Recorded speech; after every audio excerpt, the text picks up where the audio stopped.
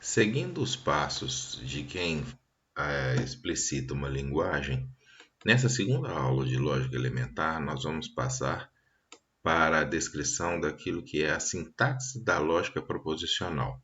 Nós já falamos do alfabeto, agora nós vamos falar da sintaxe. O que significa dizer sintaxe? Significa dizer como é que eu consigo construir proposições mais complexas a partir daqueles símbolos que são os símbolos do alfabeto que nós acabamos de ver. Então vamos lá.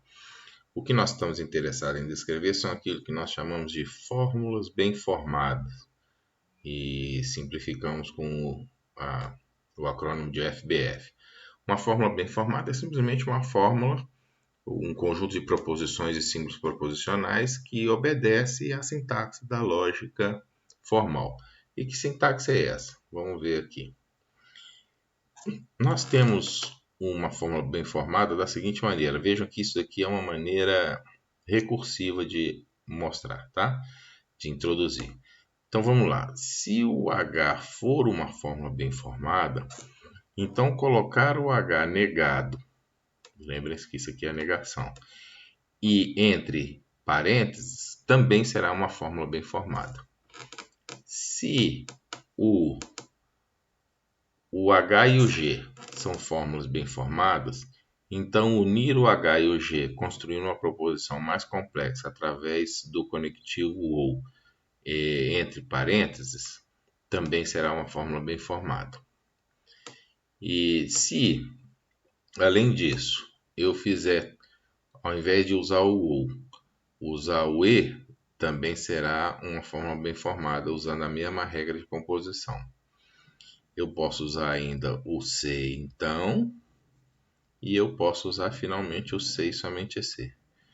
E a ideia que está passando aqui é que toda fórmula bem formada, H, eu posso construir uma fórmula bem formada um pouco mais complexa, por exemplo, não H, colocando entre parênteses.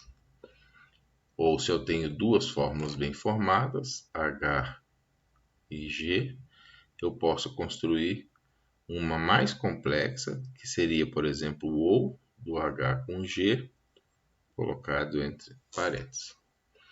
E aí, vejam só que interessante. Isso aqui já também é uma forma bem formada. Então, se eu construir com um E, por exemplo, aqui, e o E, que é uma fórmula bem formada, e colocar aqui parênteses, isso também será uma fórmula bem formada. Perceberam como é que é a recursão? Com isso, eu consigo construir uma fórmula bem formada com o grau de complexidade que eu desejo. Tá? Então, essa é a ideia, por isso que eu chamei de um processo de recursão.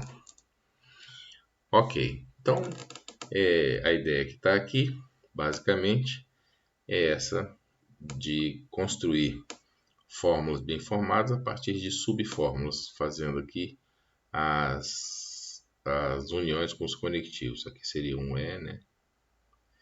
E aqui seria um E também. Então, é exatamente essa a ideia, e assim que você constrói de maneira recursiva uma fórmula bastante complexa.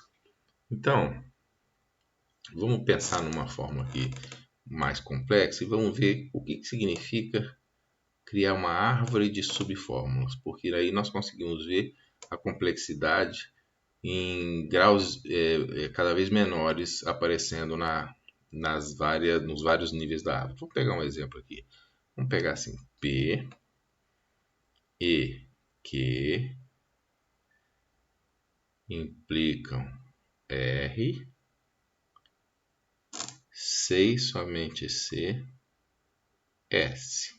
Então vejam que essa é uma fórmula, ela é bem formada, tá? Ela está formada de acordo com os princípios sintáticos da linguagem e é uma fórmula complexa. Como é que eu crio essa árvore?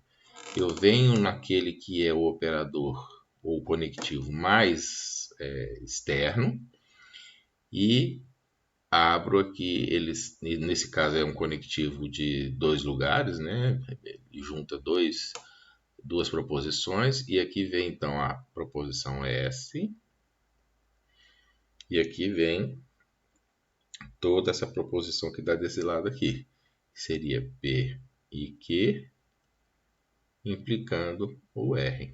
Então vejam que cada uma dessas proposições que estão construindo esse primeiro nível da árvore,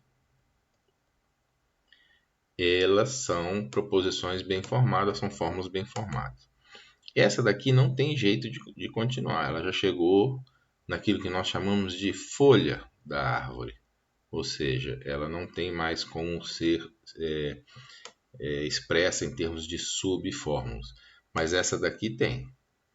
Ela ainda é uma fórmula complexa, né? Então isso aqui já é uma proposição, e como nós vimos que as proposições são os elementos fundamentais do alfabeto, quando chega na proposição você está na folha da árvore.